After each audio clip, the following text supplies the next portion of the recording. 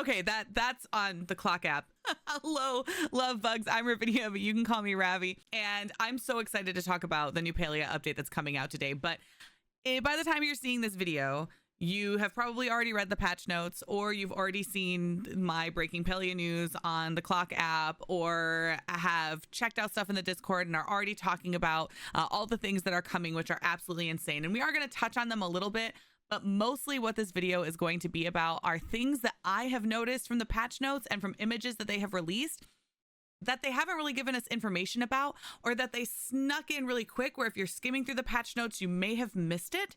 So let's talk about some of the things that they haven't told us they're giving us, yet I see them with my good eye. So right off the bat, as we dive into the patch notes, there's literally so much to look at. It's insane. So give your home a major upgrade by unlocking the Grand Harvest House, utilizing building blocks. There's new insect plushies. There's Muujin plushies. We're getting books, which was the biggest scream of reaction that I have had yet about anything from this update. I have needed books to build my library since this game came out. I am so excited. There's gonna be chat bubbles, which I think will be really cool for people who like doing role play with the game. Hot Pot is now available during the evenings. There's new outfits, all kinds of stuff. But I want to just stop, because I think a lot of us, we got right to this page, we got super excited, and we started scrolling, and we didn't look closely enough at this image. Now, it might be a little bit hard to see on this screen, so you're just going to have to trust me here. But first off, there's some items in here that we didn't know were coming. Now, one, they do address in the patch notes, which is the white picket fence. I mean, we have needed more fencing in this game for forever. Like, the fact that we've only had these like two different types of fencing, and haven't even just had like a basic white picket fence, has been honestly crazy. I am so excited to swap out a ton of my fencing for this fencing instead, because it is so pretty. But that's not even like the big thing that I've noticed from this image. So if you look in here on the table, there are some items sitting there that we have never seen before. Now, those could be a level 5 friendship quest item that they just haven't obviously showed us yet, either from Hecla or from Gina, or this could actually be really cool from Einar. Like, maybe it kind of looks almost like weaved or netted, so maybe it's like something that he made out of like sea glass or something like that. So I could believe that that could be what that is. There's also a chair here that I don't think that we've seen before. It looks a little bit different from any of the other chairs in the game. So there's already a couple of items sitting out in the front that we don't know where they came from. And then on top of that, look at the colorways in the background all up on this wall. So why did they do all this decor up on this wall if not to show us that they're giving us new colorways, which is something that we have needed as decorators, like in the game, for forever. So if you zoom in and go look at the image yourself, you'll be able to see like this one here looks kind of like pale blue and gray, not like the blue on blue that we already currently have. If you look at these here from the Ironwood set, they have yellow in them, which we don't have any sets that have any yellow in them whatsoever. And then these ones here are like a green way, but not like the Calathea that we already have, because if you were to change this for the Calathea, it turns like green and pink, not green and brown. So it looks like more like a neutral green. So it is not mentioned anywhere in the notes that we are getting any color changes. But I wonder if it's one of those things where sometimes they just don't tell us and then they put it in the game. So I'm really excited to see. Also, I want to point out something that I mentioned in my other videos, that I'm really excited that the pathing isn't just considered like a click and drag pathing like we originally thought it might be. It's being done as pavers.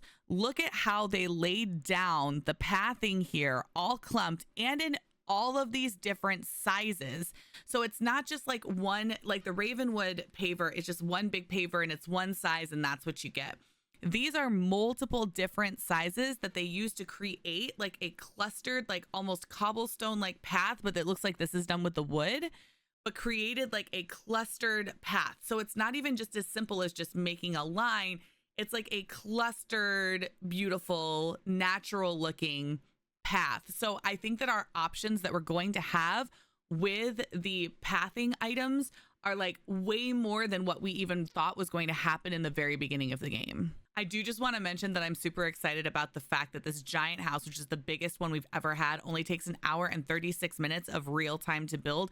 There's a whole chart where they have changed the times for building everything in the game. No more 6-hour, 4-hour waits for like a hallway and stuff like that. It's now down to minutes or like Palian days instead of hour days, which is just going to be so helpful to those of us who love to decorate. Another thing that we were all really hoping was coming with this update was specifically second stories. We are not getting second stories at this time, except in this house. At this time, you can't expand your second story out any further from the upstairs, but they're definitely looking to add more options in future updates. So we do know it's something that they want to do. It's just not something, this is the first step to see how our second story is going to work. How is this going to feel? How's it going to work across? They're probably wondering, how is it going to cause crashing issues and stuff on the different plots, especially if you're a maxed out plot? What is this going to do to a maxed out plot? Those are probably all things that they're looking at before they just go, okay, we're going to give you the extra rooms as well. So think of this as like our first test of having second stories. Now, the building block system is probably the thing that has been coming that I have been most like perplexed about, because I don't know if we can change their colorways, which I hope that we can, but I don't know.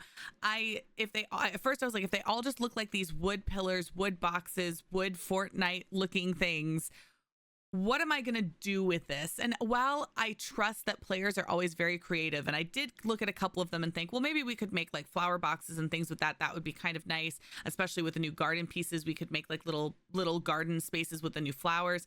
I have been like, besides building a tree house or making an obstacle course, why as someone who likes to design in the game am I excited about this? And I didn't have an answer for that yet, besides just that it would be fun to build mazes and stuff to like send my community through.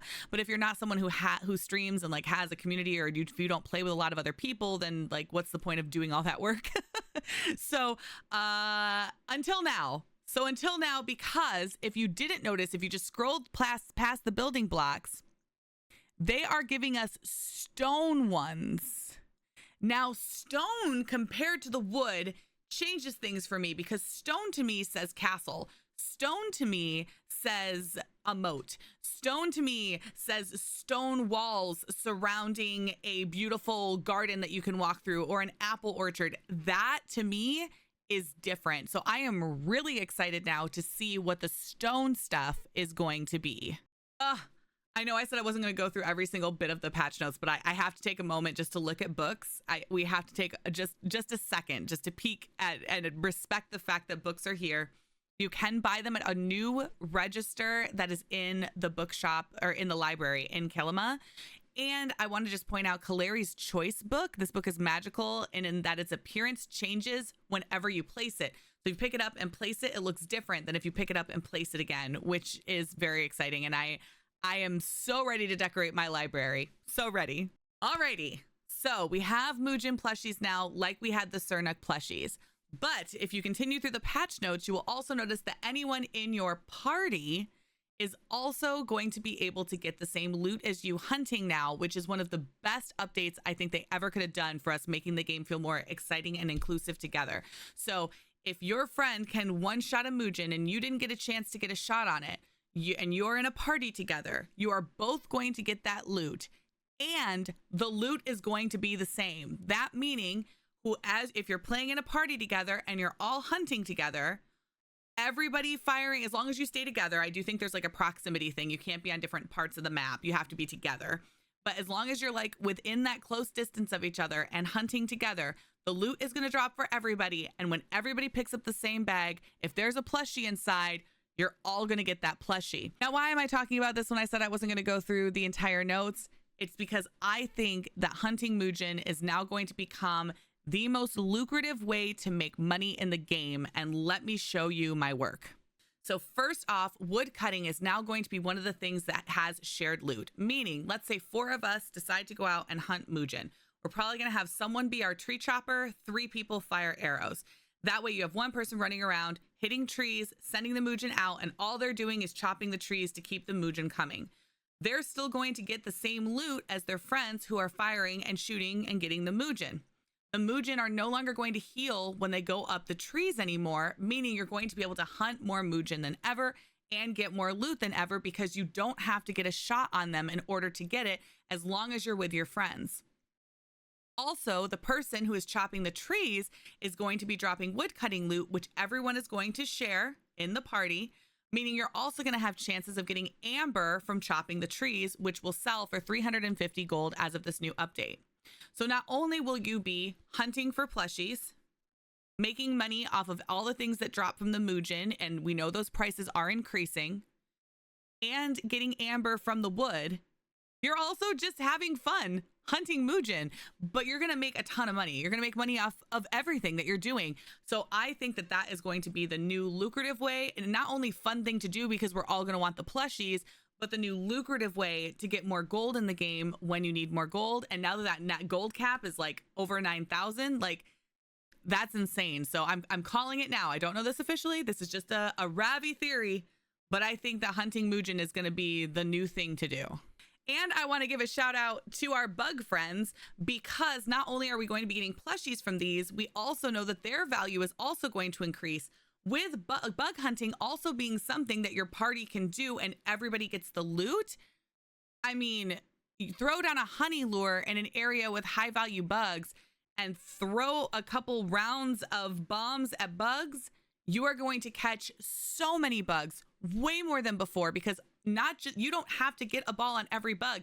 You can just focus on getting the ones caught that you see, looking for epic bugs, and anything that your friends in your party get are also going to be yours.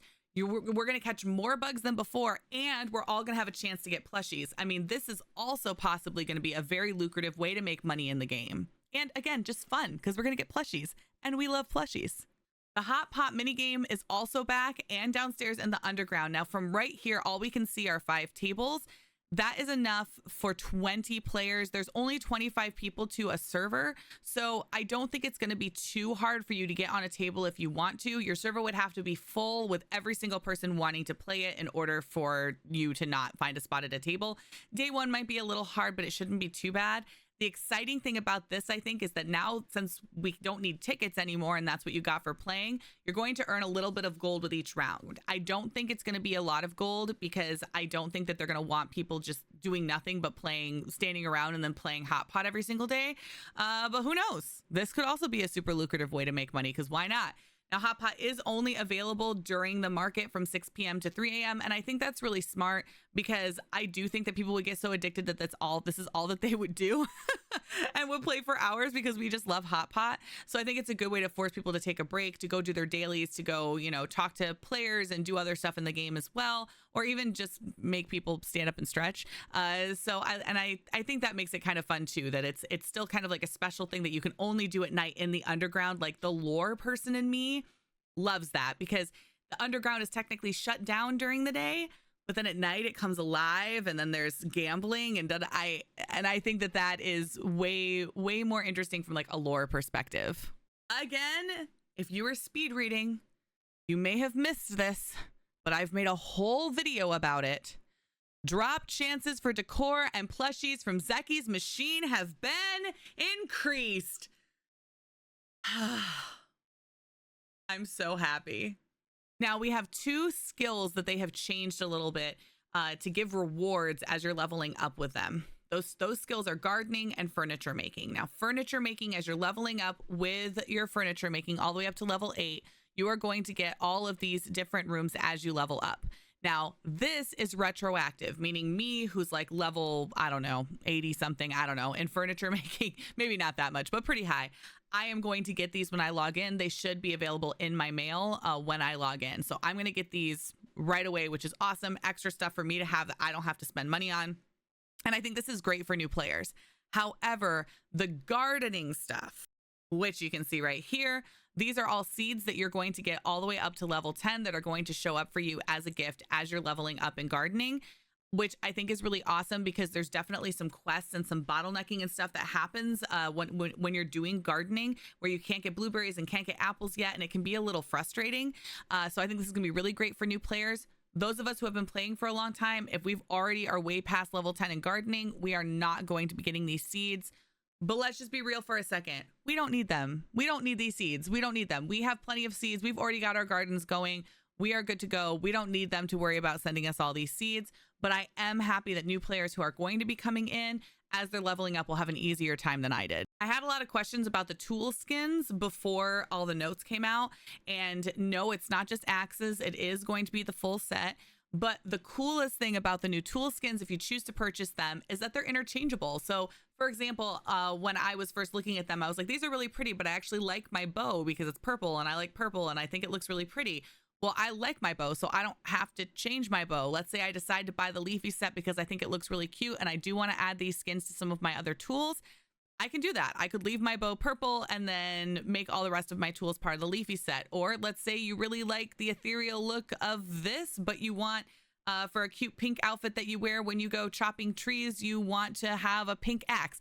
You can do that. All of the stuff is interchangeable and each skin can be placed separately on a tool, which I think is really cool. Also, because what I'm hoping will happen is it will open up some extra skins in the future that we can just earn in game as well. Not just ones from the premium store, but maybe some quest line stuff to give us some cool ones. It'd be fun to have like a big objective that we have to complete, or like maybe if they start doing community objectives, which I think would be really awesome, like, you know, chop this many trees in a week or whatever, and the entire community gets a red skin for their axe. That would be really, really cool. Plus then you could have that red skin for your axe, but then, you know, put one of the pretty ones on all of your other equipment. I think since they're doing it as separate pieces instead of just full sets, I think that just makes so much more possibilities for the whole community, period, and also for them to give us rewards in the future. Don't even get me started on the new outfits. They're so cute, but I just want to mention, in case you didn't notice, that these two different outfits do have animations with them when you're idling. This one gets some fire. This one gets pretty flowers that are going to sprout up behind you, and I think you can see it if we scroll down here. Yep, see the pretty flowers that are popping up around, kind of like little cherry blossom sprigs. Super, super cute. And then there is also a new bundle coming out, which you can see the glider that's in it here. This actually might be the first glider I buy. I haven't bought any of the gliders. I've just been happy with my Choppa one, but this might be the one that I buy because it's super cute.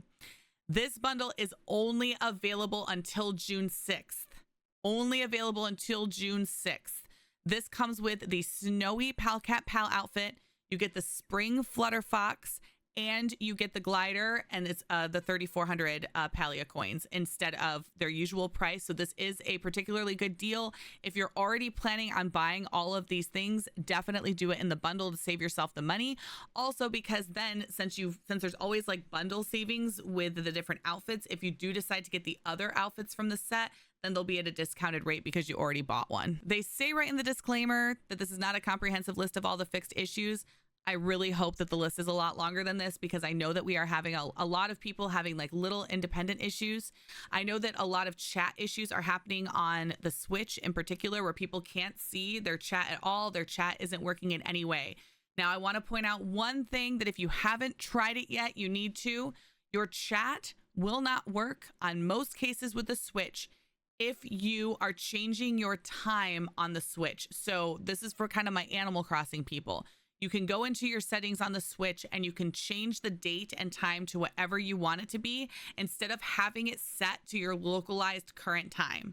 If you're doing that, so let's say you were playing some Animal Crossing yesterday and you were jumping to some different islands and you were jumping to some different days trying to get your villagers to leave, or whatever it was you were doing, your chat on Palia is not going to work because it's not going to recognize you as to what time or where you're at, or it just messes up that chat box because it doesn't know what time it is in the day, and it just bugs it all out. So if you're doing that, I hope at least for a couple of you, you're going to have oh, I did do that moment, and maybe it'll fix it for a couple of you. But outside of that, if the social issues for you are not fixed with this update, please submit a ticket to the team. Now, that being said, to the rest of Palia, let me say, remember that some people are not calling out items, not because they're being bad neighbors, but because their chat isn't working. This is a known issue in the game. So if you see someone chopping pallium and not calling it out, or chopping a tree and not calling it out, and they aren't saying anything, they might just be trying to play the game and have fun because they can't read or write anything in chat. They can't see what you're saying. They can't respond to you. They're not necessarily being jerks. So don't go around reporting people for stuff like that. First of all, it's not against the rules. You can chop all the pallium you want and never call it out once. Is it nicer to call it out? Absolutely. Should you do it? I think so. But there's no penalty for not doing it. So just don't waste the devs' time with reporting people for stuff like that. Report them for being actually jerks, for saying nasty things in chat, for being disturbing or disgusting, or for spamming nasty stuff in the chat. Those are the people that need to be reported, not the people that just took a large pallium and didn't call it out because maybe their chat is broken. So just, be a good neighbor too. And while I could go on literally for hours about things that I think are coming in Palia, or other images that we have seen that show us stuff that we haven't even seen yet, like additional add-ons that have curved walls and things like that, this update is so massive. We are going to be so busy for a while, especially if you're a decorator like me. There is just so much to do. So I am going to be live today on the Purple app, starting at 2 p.m. Eastern, playing the new update, checking out everything, building the new house. I am so unbelievably excited, and I hope to see y'all there.